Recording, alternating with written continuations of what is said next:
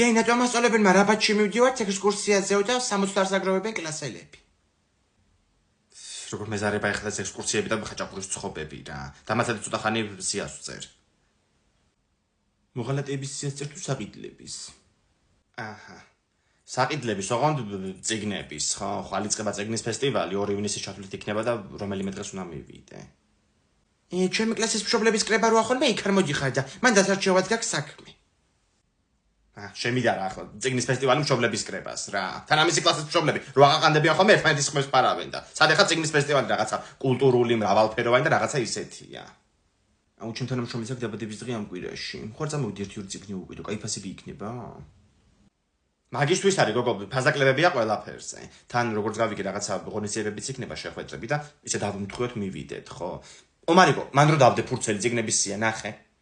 მიმიწერე გაბრიელ გარსია მარკესი. კესი.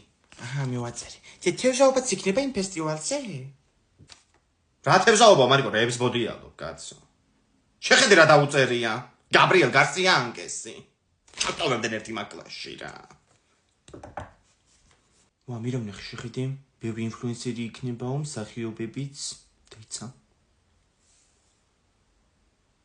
თიკრავა ხარ აშვები. გოგო ამ დღეებში ხარ გავიდეთ ექსპო ჯორჯიაში წიგნის ფესტივალზე, მსახიობებიც იქნებიანო.